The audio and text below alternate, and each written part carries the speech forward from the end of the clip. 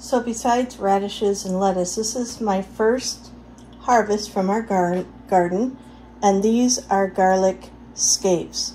We've got 7 rows of garlic, and this is just from 2 rows. It's a lot. And we cut this up, and I'm going to make a pesto. I do have pine nuts that I make with basil pesto, but I've got a lot of walnuts. I'm going to use walnuts, some olive oil, some salt, some pepper, and a little bit of lemon, because that's what I have. If I had some parsley, I'd put that in. I've got some other herbs. I have to think about that. And I'm going to chop it up and put it in the food processor. There have been long debates on cutting the garlic scapes off compared to not. And we've always found we got a bigger bulb of garlic by cutting them off, and we use them. So we just had pesto pasta with basil and pine nuts last night from the garden from last year, so I'm going to go ahead and use walnuts.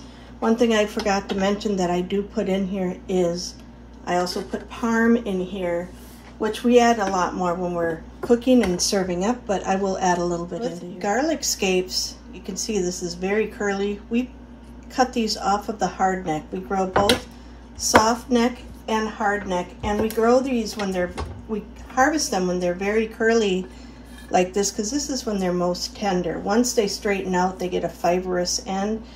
And there have been years where we weren't here to harvest it, and we got a big flower bulb on here and we harvested that. But typically, if a plant produces a flower bulb, it figures its job is done and it will stop. So if you let this go to flower bulb, it figures it is done and the plant kind of stops growing.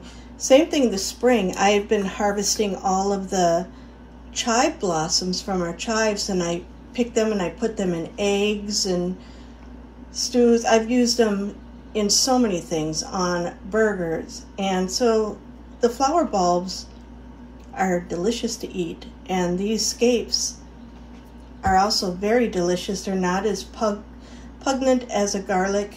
They're garlicky flavored. They're just delicious, and we want to use every part we can. I have a lot of my stuff all prepped. Here are my garlic scapes, and I've got 4 cups. 4 cups from 2 rows, so you know I'll be doing this again. I normally try and stick to just a couple cups because that's a lot.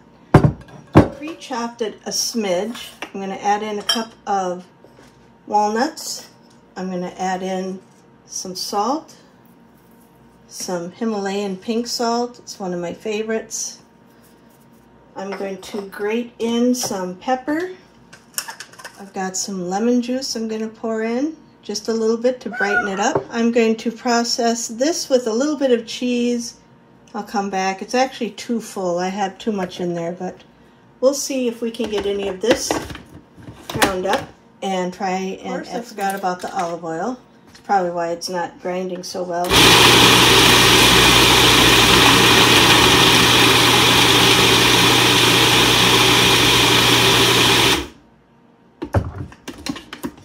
As usual, stir. This will be very scape heavy pesto, but we're having some grilled chicken tonight, and so I might cut up some veggies to go with it and make sure we get our use out of it. It'll be very good. I'm going to season it as I go for more taste. I know for sure it's going to need more olive oil. Should probably just add some now. And then add a little more as we're going. Oh, let's add some more cheese. I rarely add cheese at the making because we put so much at the serving, but I decided to go for it anyway.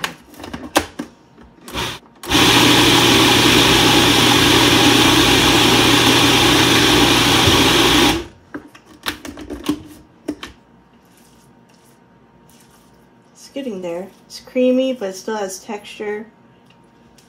I'm sure I probably should have added more nuts. Not realizing I had this much. give her a taste, adjust, and taste. It's very good. It's very green garlic.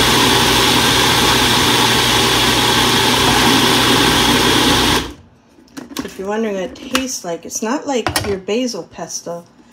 It's if you were to take a green garlic. That's what it tastes like to me. But it's very good. It's great as a condiment. You can spread some on some bread. We have sourdough bread. I might put a few slices of that on the grill also. Put it on your meat, on your vegetables. Might serve up a little pasta with it. It's just what I have on hand. Now you can add parsley, you can add other herbs, you can add basil. I'm kind of limited with my parsley. I'm saving it for something else, so I did not at this time. Now that is a nice amount of garlic scape pesto. Certainly will enjoy that. Most people don't like to freeze it, but I do. So we've got this tub that will be eaten fresh for the next week. And then I am going to freeze some mini muffins, which are nice. They're not as good as fresh, but they are delicious when you want a condiment of something different, bright and green in the dead of winter. And so then I like to put this on toast. You can put on eggs too. It's just so good. So do you think we'll get tired of scape pesto in a week? Probably. But you enjoy it while you can. Garlic bulbs planted, so we'll have those for the winter. But this here is just fun. It's fun to put on stuff. You can also mix it with avocado, not because they're both green, but because it tastes really good, and put it on toast or crackers, however you'd like. It's so versatile. I did add some more nuts. I added some chopped pecans because I had that in the freezer.